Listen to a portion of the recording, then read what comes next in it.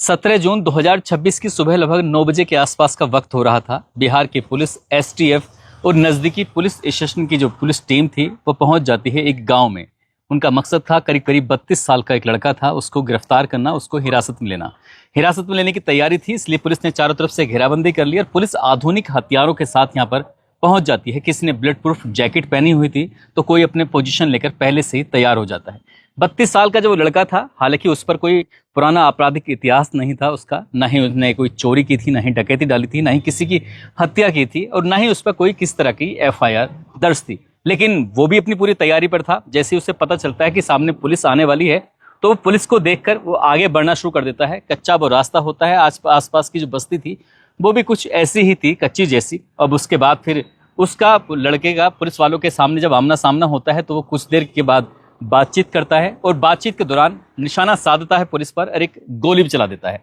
जैसे ही गोली चलती है, जो पुलिस के पास आधुनिक हथियार होते हैं वो एकदम से डरने लगते हैं, घबरा जाते हैं, इधर उधर अपनी पोजीशन लेना शुरू कर देते हैं। और जैसे वो पोजीशन लेने की कोशिश कर रहे थे तभी वो हंसने लगता है, बातचीत करने लगता है। कभी बातचीत कर रहा है तो कभी कुछ धमकी देने वाली बात कर रहा है, कभी कुछ कहता है। वो कहता है कि भाई जब समस्याएं उठाई हैं, क्रांतिकारी बना गया है तो हथियार उठाने की तो खैर जरूरत पड़ेगी। जब इस तरह की बात होती है तो आखिरकार बातचीत का सिलसिला शुरू हो जाता है और करीब करीब ये सब जो सीन चल रहा था 15 या 16 मिनट के आसपास का सीन रहा होगा। उसे ना जाने कहां से कुछ हिदायत आती है। हिदायत जैसी आती है, उसके पास में एक पिस्टल जो होती है उस पिस्टल को उठाता है और वो पुलिस के सामने फेंक के मार देता है। और फेंक के मारने के बाद कहता है कि सरेंडर कर दिया। हंसते हुए मुस्कुराते हुए कुछ ऐसे ही उसने कहा था। हालांकि अब से पहले ऐसा लग रहा था जैसे पुलिस का और उसका आमना सामना होगा, दोनों तरफ से गोलियां चलनी शुरू होंगी। आसपास के जो ग्रामीण थे उन ग्रामीणों को पुलिस वाले पहले से हिदायत दे रहे थे कि दूर हट जाओ, यहां से किसी को भी गोली लग सकती है। लेकिन जैसे उस लड़के ने अपनी पिस्टल फेंक के मारता है और पिस्टल फेंक के मारने के बाद उनको सरेंडर कर देता है कि मैंने सरेंडर कर दिया। अब वो सरेंडर करता है, लेकिन उसका जो वीडियो था वो बन रहा था, वो वीडियो फेसबुक पर लाइव चल रहा था। हालांकि कुछ लोग जानते भी थे, कुछ लोग नहीं भी जानते थे। जैसे ही पुलिस ने उसको पकड़ा, पकड़ने के बाद एक के बाद एक करीब करीब 5 गोलियां चलने की आवाज आती हैं। और 5 गोली चलने की जब आवाज आती है तो पता चलता है कि उस लड़के को जिसने अभी पुलिस पर एक फायर झोंका था, पुलिस की तरफ गोली चलाई थी, जो अभी 15 मिनट तक बातचीत कर रहा था, वो फेसबुक पर लाइव भी था। उसके जो 5 गोली लगती हैं तो वो गंभीर रूप से घायल हो जाता है।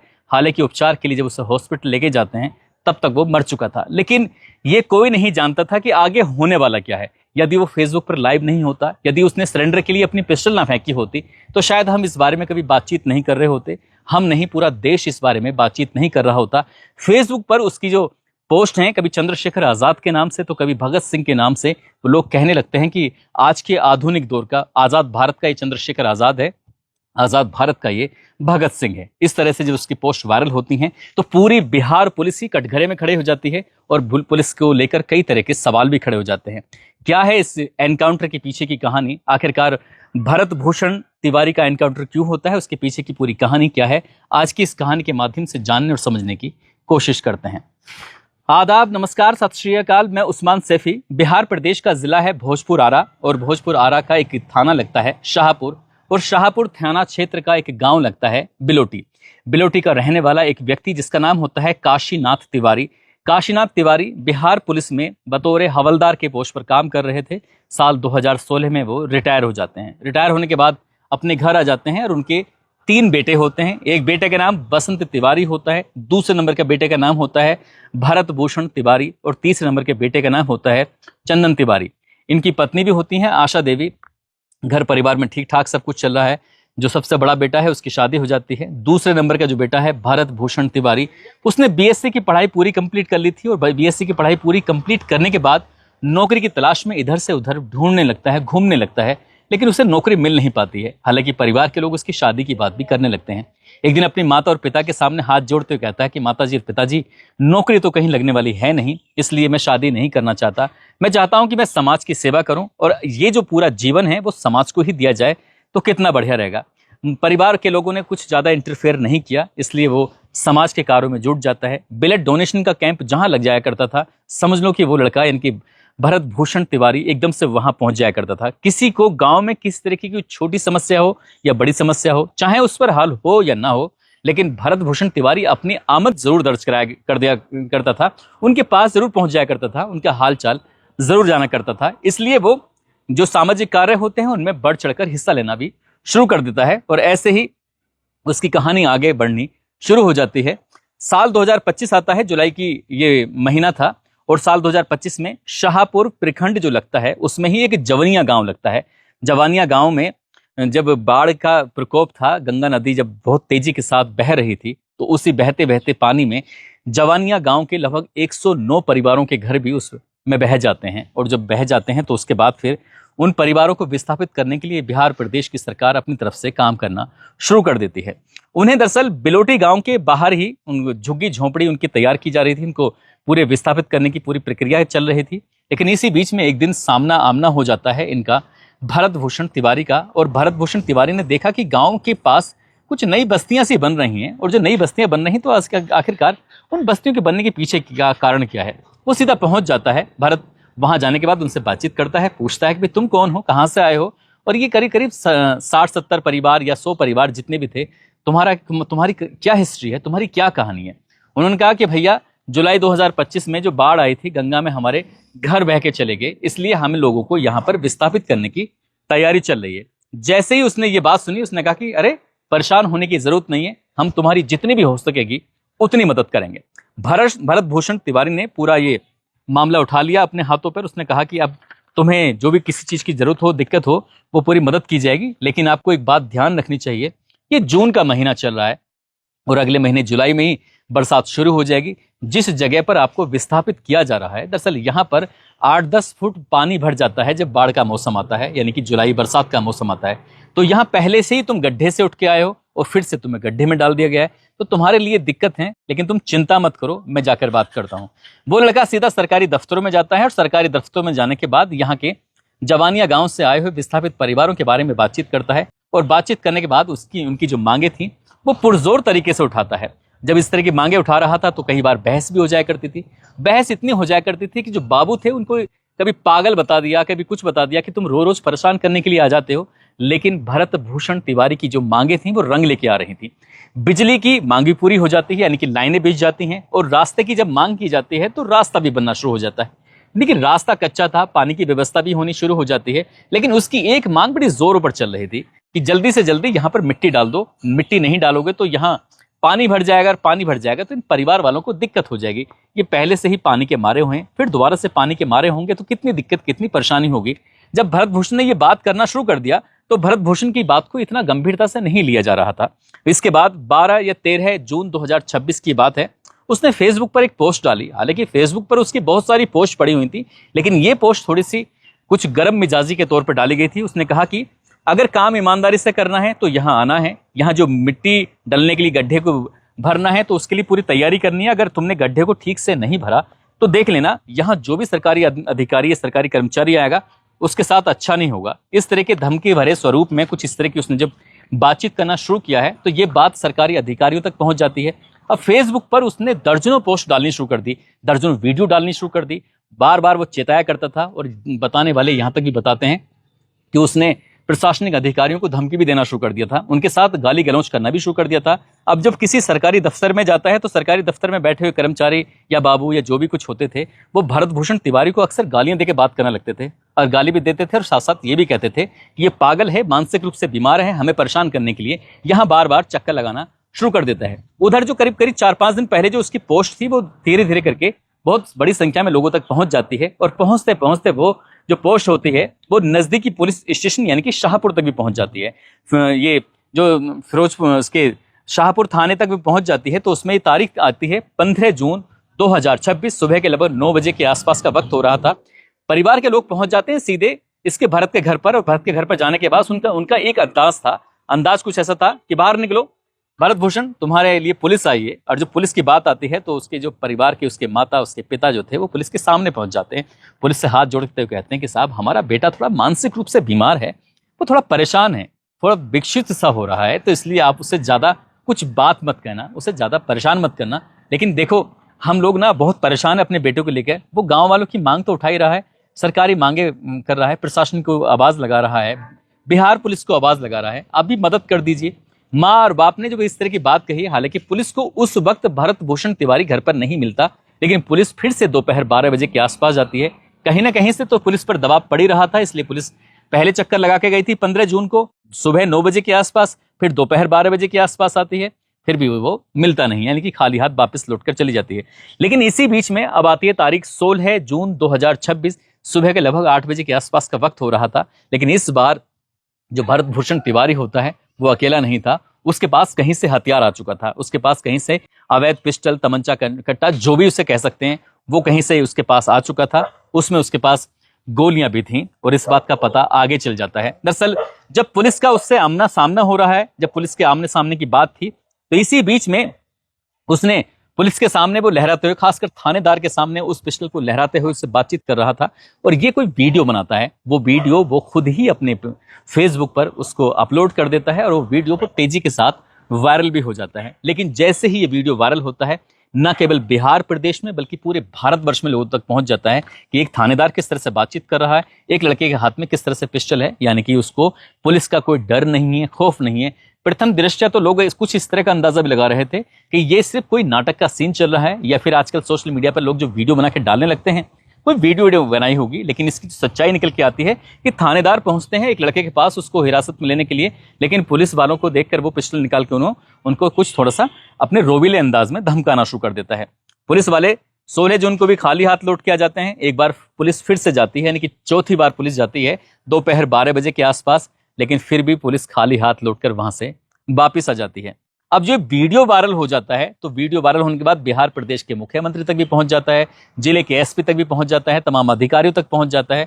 इसमें कहीं ना कहीं पुलिस की जो किरकिरी होना शुरू हो जाती है, यानी कह सकते हैं कि पुलिस की जो ईगो थी वो हर्ट हो जाती है। इस कदर हर्ट हो जाती है कि अब थानेदार साहब ने ही अपने हिसाब से शायद फैसले लेना शुरू कर दिया था। और 17 जून 2026 की सुबह जब 6 बजे के आसपास का वक्त हो रहा था, एसएचओ, एसटीएफ और जिले की पुलिस फिर से पहुंच जाती है भरत भूषण तिवारी के घर पर, उसके घर पर, उसके परिवार के पास। अब यहां से मौका देखते ही भरत भूषण तिवारी सीधा छत पर पहुंचता है। छत पर जाने के बाद पुलिस को देखता है और एक के बाद एक 2 राउंड गोलियां चला देता है। जैसे ही 2 राउंड गोलियां चलती हैं तो ये बात भी कहीं ना कहीं लोगों तक पहुंच जाती है, वायरल होने शुरू हो जाती है। लेकिन इस बात का कहीं ज्यादा जिक्र नहीं किया गया, हालांकि अखबार और मीडिया में इस बात का जिक्र जरूर आया है कि भरत भूषण ने 2 गोलियां जरूर चलाई थी। अब सुबह 8:30 बजे के आसपास का वक्त हो जाता है, पुलिस की संख्या बढ़ जाती है। लेकिन इसी बीच में जो बिलोटी गांव है उसी में ये टांड पर पहुंच जाता है, और टांड पर जैसे पहुंच जाता है तो इसके बाद फिर पुलिस बल थोड़ा बढ़ जाता है। जब पुलिस बल बढ़ता है तो उसमें पुलिस ने उसकी घेराबंदी करना शुरू कर दिया।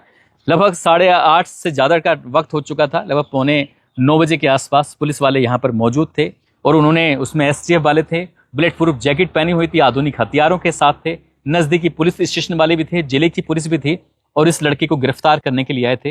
हालांकि पुलिस ने उसको एक दिन पहले थोड़ा दिवालिया या मानसिक रूप से बीमार भी घोषित किया था, कहा था कि इसका इलाज कराने वाली बात भी आई थी। लेकिन यहां तक तो सब ठीक था। लेकिन अब तारीख जब 17 जून 2026 की सुबह लगभग 9 बजे के आसपास का वक्त हो जाता है, तब इस लड़के के अंदर जो डर था, खौफ था, भरत भूषण के बिल्कुल दूर हो चुका था। और जैसे ही पुलिस को देखता है गांव से थोड़े से बाहर, सीधा एक हाथ में पिस्टल लेकर और लाइव वीडियो बनाता हुआ फेसबुक पर लगातार लाइव चल रहा था और पहुंच जाता है।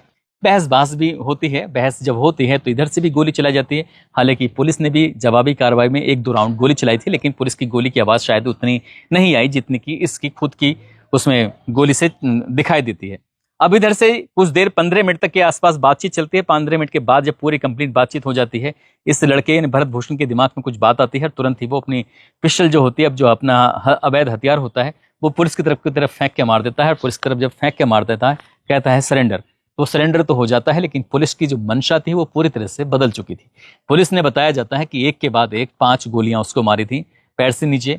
उसी दिन जो उस लड़के के पिताजी होते हैं वो सुबह सुबह थाने पहुंच जाते हैं। उन्हें बुलाया जाता है या थाने उनको लेके जाया जाता है, ये तो पता नहीं। जो कभी हवलदार हुआ करते थे और उनके बेटे को दिन भर थाने में रखा जाता है, वो मीडिया में जाकर कहते हैं कि साहब, उन्हें तो ये बताया गया था कि उनके बेटे के नीचे वाले हिस्से में गोली मारी गई है, पैरों पर, तो इसलिए वो कोई बात नहीं है, बेटे का इलाज करा लेंगे, ठीक हो जाएगा। लेकिन जब उन्हें ये पता चलता है कि उनका बेटा पहले शाहपुर के हॉस्पिटल में भर्ती कराया जाता है 5 गोली लगने के बाद, उसके बाद फिर उसको आरा के हॉस्पिटल लेके जाया जाता है। जब उसकी हालत ज्यादा ही सीरियस थी तब उसको पीएमसीएच पटना में लेके जाया जाता है, जहां उसे मृत घोषित कर दिया जाता है। वो मृत घोषित जरूर हो जाता है, लेकिन जो उसका वीडियो बना हुआ था फेसबुक पर, वो देश भर में इतनी तेजी के साथ वायरल हो जाता है कि इसकी किसी ने कल्पना नहीं की थी। और इस बात से ये तो बिल्कुल कल्पना नहीं की थी, क्योंकि उसने सरेंडर करते हुए जो अपनी पिस्टल फेंकी थी तो लोगों का एक ही सवाल था, फिर उसको गोलियां क्यों मारी, एक के बाद एक 5 गोलियां क्यों मारी। और जब उसको इस तरह की बातें आने लगती है, फिर इसकी माँ का बयान भी आता है। माँ कहती है कि जवानिया के जो पीड़ित परिवार थे उनकी मांग उठा रहा था, मांग उठाते उठाता हमारा बेटा कब पुलिस वालों की गोली का शिकार हो गया उनको पता ही नहीं चला। माँ का, परिवार का रो रो कर बुरा हाल हो जाता है। अब परिवार का गुस्सा बढ़ने लगता है। वीडियो वायरल हुआ तो लोगों तक पहुंच जाता है, लोग भी सड़कों पर उतरना शुरू कर देते हैं। 18 जून 2026 की सुबह से ही पटना और बक्सर जो हाईवे होता है वहां बॉडी रखने के बाद गांव वालों ने 6 घंटे के आसपास ये जाम लगाया। अपने गांव के पास ही उनके जो हाईवे गुजर रहा है और वहां पुलिस का जो सामना होता है, तो पुलिस पहले दिन तो एक लड़के को मार ही चुकी थी, लेकिन फिर भी कभी बंदूक दिखा रही है तो गांव वाले डरे हुए थे कि आप बंदूक मत चलाना, आप गोली मत चलाना, हम लोग कुछ नहीं करें। डर के हमारे लोग खेतों की तरफ भाग रहे हैं। लेकिन ये पुलिस का जो तांडव था ये भी सोशल मीडिया पर खूब वायरल हो जाता है। इस बात को भी लेकर अच्छी खासी बहस हो जाती है। अब बहस होती है तो फिर प्रतिक्रियाएं भी आना शुरू हो जाती हैं। वो प्रतिक्रियाएं आती हैं तो लोगों ने फिर यह कहना शुरू कर दिया कि अगर इन्हें भरत भूषण तिवारी को गिरफ्तार करना था तो आंसू गैस के गोले छोड़ सकते थे। जब आंसू गैस के गोले छोड़ते तो शायद वो अपने आप को सरेंडर करना उसके लिए मजबूरी पड़ जाती। रबड़ की जो बुलेट होती हैं, रबड़ की बुलेट मार देते हैं तो ऐसा बताया जाता है कि जिसको वो बुलेट लग जाती है उसे 3-4 दिन बुखार आता है। वो अगर उनका मकसद था उसको पकड़ना तो रबड़ की बुलेट मार सकते थे। अगर रबड़ की बुलेट से काम नहीं चल रहा था तो जो वाटर कैनन होता है तो उसका इंतजाम कर लेते, उससे उसको काबू में कर सकते थे। लेकिन उन्हें काबू करना नहीं था, बल्कि जो पुलिस की जो शायद ईगो हर्ट हुई थी वो ईगो का ही बदला लिया गया था।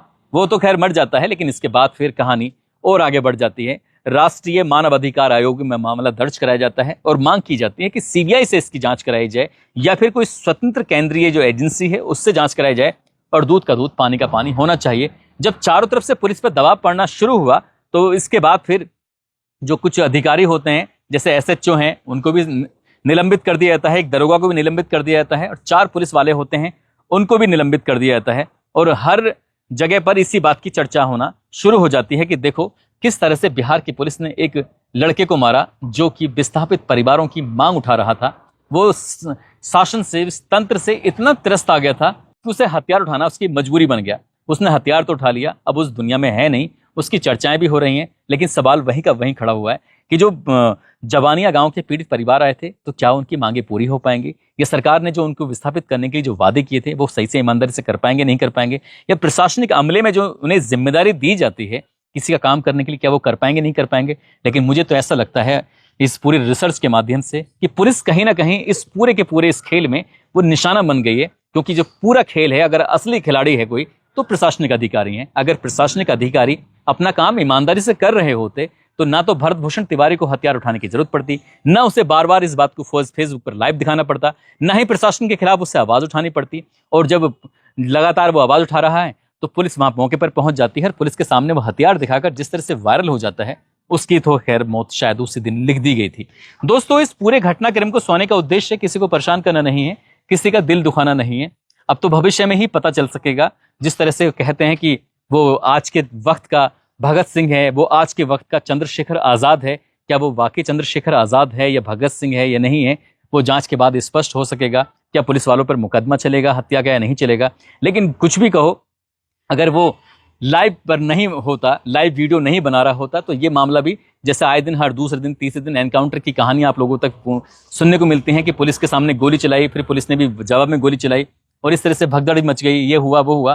तो ये कहानी कभी इस रूप में सामने नहीं आती जिस रूप में सामने आई हुई है। जाते जाते सासाराम के रहने वाले हैं अभिनव चौधरी, आज इनका जन्मदिन है। इनको जन्मदिन की ढेरों सारी शुभकामनाएं, बहुत बहुत मुबारकबाद।